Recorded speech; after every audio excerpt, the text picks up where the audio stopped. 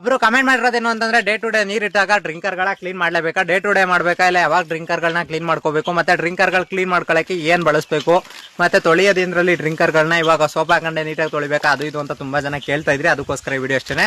ನಿಮ್ಗೆ ಸಬೀನಾ ಪೌಡರ್ ಅಂತ ಒಂದ್ ಬರುತ್ತೆ, ಅಂದ್ರೆ ಪಾತ್ರೆ ಉಳಿಸೋಕೆ ಮತ್ತೆ ಪಾತ್ರೆ ಬೆಳಗಕ್ಕೆ ಇದಕ್ಕೆಲ್ಲ ಒಂದು ಸಬೀನಾ ಪೌಡರ್ ಅಂತ ಬರುತ್ತೆ.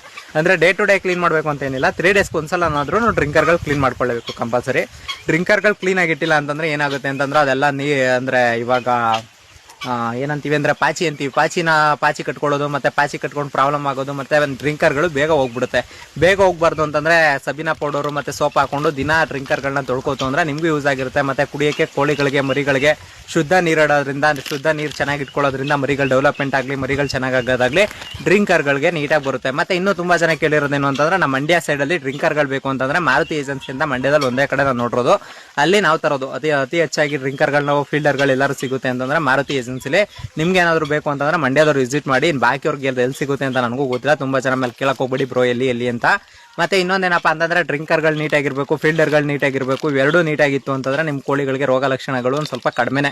ಅಂತಂದ್ರೆ ಡೇ ಟು ಡೇ ಕ್ಲೀನ್ ಇರುತ್ತಲ್ಲ, ಕ್ಲೀನ್ ಇದ್ದಾಗ ಏನು ತಲೆ ಕೆಡ್ಸ್ಕೊಳಂಗಿಲ್ಲ. ಈಗ ರೋಗದ ಕೋಳಿ ಹೋಗ್ಬಿಟ್ಟು ನೀರಜ್ಜಿ ಅಂದ್ರೆ ಡ್ರಿಂಕರ್ ಒಳಗಡೆ ನೀರಜ್ಜಿ ನೀವು ಡೇ ಟು ಡೇ ಅದನ್ನೇ ಮುಳುಗ್ತಾ ಇತ್ತು ಅಂದ್ರೆ ಡ್ರಿಂಕರ್ ಇಂದನೂ ಕೂಡ ರೋಗ ಬರುತ್ತೆ.